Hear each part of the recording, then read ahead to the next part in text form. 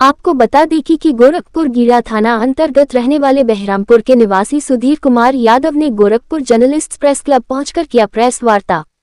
Press वार्ता के दौरान सुधीर कुमार यादव ने बताया कि हमारे गांव के रहने वाले दबंग विपक्षी राधेश्याम निषाद एवं उनके भाई हृदय मुन्ना सुगुन साधु राकेश के द्वारा हमारी बाउंड्री पर अवैध कब्जा कर गेट का ताला तोड़कर अपना ताला लगा दिया गया, सभी पौधों को नष्ट कर दिया गया, 3 चादर एवं लोहे की पाइप तक उठा ले गए, जिसकी सूचना चौकी पर भारी को दी गई, लेकिन उनके द्वारा दबंग के साथ हमें भी चालान कर दिया गया। इसकी सूचना जिले के वरिष्ठ आला अधिकारियों को दी गई, लेकिन अभी तक कोई कठोर कार्रवाई नहीं हुआ। द्वारा हमें और हमारे परिवार को जान से मारने की कोशिश की जा रही है। हम प्रेस वार्ता के माध्यम से मांग करते हैं उक्त दोषियों पर स्थानिक प्रशासन कार्रवाई करे। अगर हमें कुछ होता है तो उसकी संपूर्ण जिम्मेदारी चौकी प्रभारी एवं दबंग लोगों की होगी। क्या नाम है, कहाँ के रहने वाले, क्यों प्रेस वार्ता?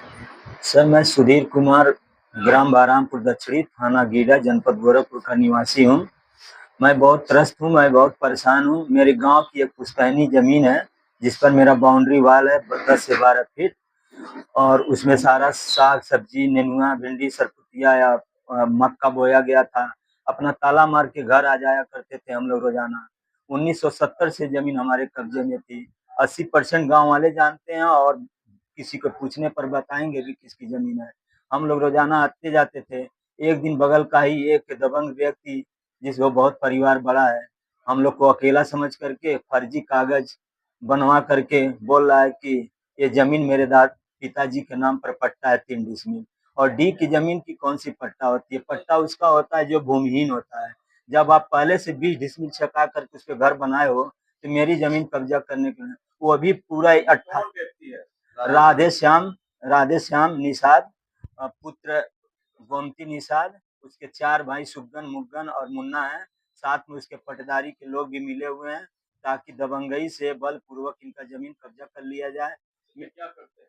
एक शराब वराब पीते हैं, शराब बनाते हैं या मजदूरी करते हैं। दिन भर इनका पैसा ही है जेल आना जेल जाना।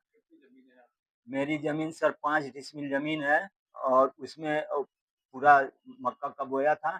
इन्होंने गया और मैं हम लोग 3 धरवा रहे थे, और 3 धरवाते आते के रोक दिया, बोला कि मेरी जमीन है।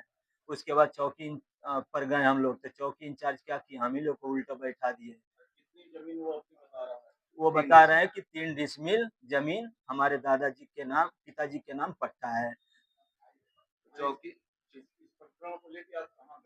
इस प्रकरण को लेकर पहले चौकी पर जाया गया, तो चौकी व प्रभारी क्या हुआ, हम ही को लोगों को बैठा दिए। फिर 2 दिन के बाद हम लोग घर पर आ गए शांति से। फिर रात में गुंडा बुलाया गया, मेरे घर के बगल से आए, बोले इस घर में गोली मार दूंगा, आग लगा दूंगा।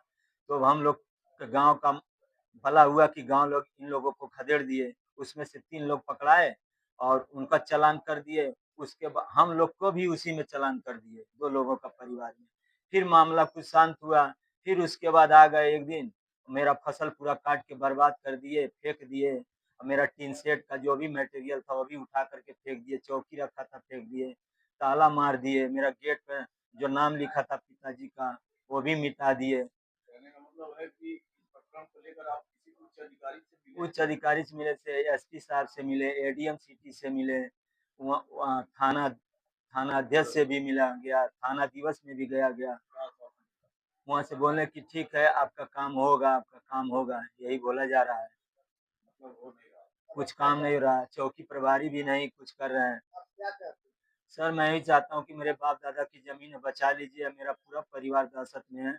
हम लोग मर जाएंगे, और कुछ भी घटना हुआ तो इसका जिम्मेदार चौकी प्रभारी होंगे, क्योंकि इनको पहले से अवगत है।